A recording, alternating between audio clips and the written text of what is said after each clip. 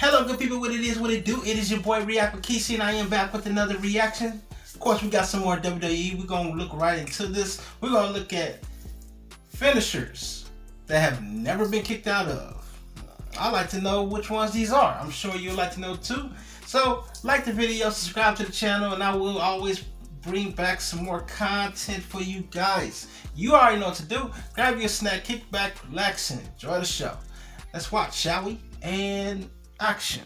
Now, a wrestler's finishing move is the most important move in a wrestler's arsenal. It should be protected at all costs and rarely kicked out of. However, due to how modern wrestling is presented, it's common practice for a matchup to feature an odd kick out of a popular finishing move. In spite of this, there are certain superstars who have managed to protect their finishing move throughout their career, and nobody has ever kicked out of their trademark move. Which ones are they? Well, join us now as WrestleMania looks at 10 WWE wrestling finishes nobody has ever kicked out of.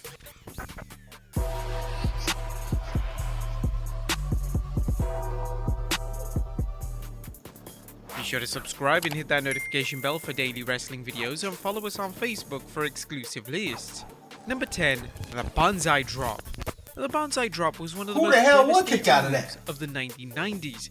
It featured the nearly 600-pound Yokozuna ascending to the middle turnbuckle, then proceeding to drop all his weight onto his opponent's chest. It was a great finisher that looked credible, and it genuinely looked like it could seriously hurt someone if the move went wrong, or if Yoko was feeling a bit too heavy that day. WWE did the right thing throughout Yokozuna's career by protecting the move in all of Yokozuna's matches.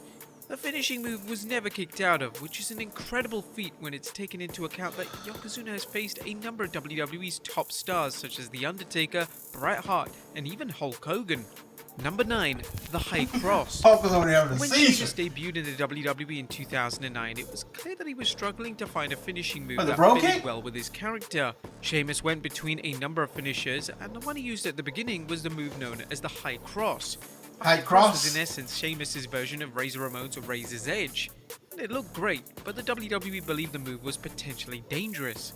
By the time WWE insisted that Sheamus stop doing the move as a finisher, it already had a solid reputation, as nobody kicked out of Sheamus' version of the move. Wow, I never knew Sheamus would replace the move with the Brogue Kick, and this is a move which Sheamus would go on to win multiple world title wins with, and it's the finishing move he still uses in WWE to this very day. Number 8, Judas Effect. Chris Jericho signing for AEW was a huge deal, and Jericho knew that he needed to reinvent himself to stay current and popular.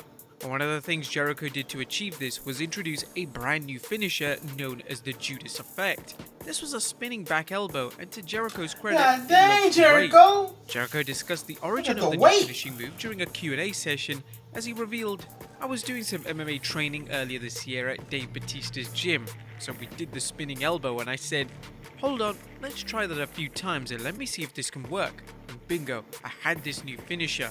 Plus, it was a brand new time for me starting with AEW, so I wanted to do something I'd never really done before. Something that's never been kicked out of, that sort of thing. All of those things, putting together the Judas Effect, obviously a great name." Jericho has used the move since 2019, and to this date, not a single AEW superstar has kicked out of the move. Number 7, Black Mass. One of the things that made Aleister Black get over in WWE was the impact and notoriety of his finishing move, the Black Mass. The Black Mass saw Black perform a spinning head kick, which either knocked out his opponent or knocked them down enough to secure the victory. The Black Mass was protected throughout his time in NXT, and this protection continued during Black's main roster run, as not a single superstar on either NXT or the main roster ever kicked out of the move. Number 6, Red Arrow. Neville, or Pac as he's now known in AEW, the Red Arrow is dope. Finishes in the wrestling I like the industry. Red Arrow.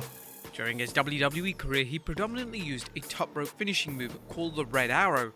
The Red Arrow involved Neville executing a corkscrew shooting star press, and it was absolutely flawless in execution.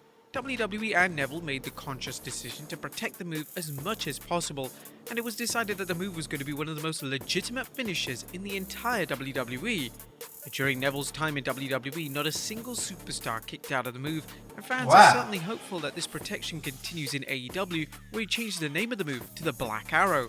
And if people are thinking that Seth Rollins kicked out of that finisher, he didn't. It was just a foot on the rope. That doesn't count. Number 5, the Shatter Machine.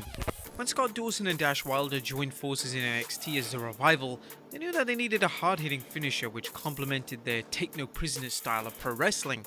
The move they eventually came up with was the Shatter Machine. The move involved the opponent being lifted into the air with a flapjack. This was usually done by Dawson, and then Wilder would jump up and perform a codebreaker style move in mid-air. Pretty much. The move looked awesome, and it received a huge reaction when the duo debuted the move. The move was never kicked out of during their time in NXT, and surprisingly, this continued into their main roster run. This resulted in the finisher becoming one of the most protected tag team finishing moves of all time, and it's now well established for being one of the most popular Blue Moon. I like it. I like One it. of a kind. Every time. finishers in the established history of tag team wrestling. Number 4, the 6th move of Doom. The sixth move of Doom, aka the Lightning Fist, is a move that was introduced by John Cena in 2018. No. The move was basically a taunt, followed by a standard back fist punch. No. Cena No. strangely decided to use the move as a finishing move. He used the move throughout his appearance in 2018, and somehow not a single WWE superstar managed to kick out of the move. What? The move was intended to be a tie-in with Cena working on a new movie project with Jackie Chan. Fans certainly struggled to make the connection. It was appreciated that Cena tried something new with this move, but the move fell rather flat, and Cena could have come up with a move that was a little terrible. more exciting. Following 2018, Cena retired the move, reverting back to the attitude adjustment that fans knew and loved so much. Number 3, Widow's Peak. When Victoria debuted her Widow's Peak finisher on Raw in 2002, the move looked so devastating that Jim Ross actually questioned if Victoria had just outright killed her opponent. Yeah, Her finisher was without a doubt the best looking finisher on the women's roster. I'm surprised she's able to do that. Of male finishers on the roster. Throughout Victoria's run in WWE, I'm surprised she was able to continue that move, because that looked like you could break somebody's neck. the Widow's Peak was so protected that not a single female on the WWE roster ever kicked out of the move. Number 2, Punt Kick. The Punt Kick was first used. Oh, we all know the punt kick. In case you didn't know, Randy Orton is my favorite wrestler of all time. Love Randy Orton, especially in 2008, 9, and 10, when he was just savage, that Viper. Man. Used by Randy Orton in 2007 during a feud with the legendary Shawn Michaels. Although the move is rather simple in nature, it's very effective as a kick to the skull is one of the most legitimate finishing moves possible. The move became synonymous with Orton, and at one point the move was outright banned as WWE believed the move was dangerous. The move eventually returned, and Orton has won a number of world titles with the devastating kick. Now, although Orton's other finisher, that being the RKO, is more well known, a number of WWE stars have kicked out of the popular move more than once. This is not the case for the Punt Kick, as in the 15 years that the move has been around, not a single WWE superstar has ever kicked out of the move. And number 1, End of Days. End of Baron Days. Corbin made his WWE debut. They completely destroyed Baron Corbin. Oh my God, he was so dope to me. The long hair, the what's the other move? Deep Six. The Deep Six, the End of Days. He was a beast in the ring, and they just butchered his character. Happy Corbin. That's just stupid. In 2014, and since his debut, Corbin has been using a finishing move known as the End of Days. Amazingly, not a single superstar has ever kicked out of the move. Love that move. Considering that Corbin has had major matches with the likes of Roman Reigns, Seth Rollins, and even Kurt Angle, this is some huge achievement. Due to the amount of time that the End of Days has been protected for, there is an argument that Corbin's finisher is the most legitimate finisher in the entire WWE. During a 2021 interview with BT Sport, Corbin revealed that he would rather retire without ever winning the WWE title if it meant that nobody ever kicked out of the End of Days. Corbin added, "And I think having let's say I have a 12-year career and no one's ever kicked out of the End of Days, it's something that would be talked about longer than championships, I believe.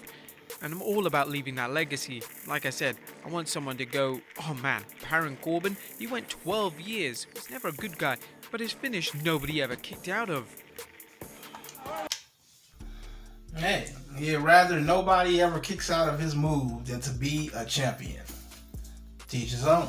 Alright, if you liked the video, you already know what to do.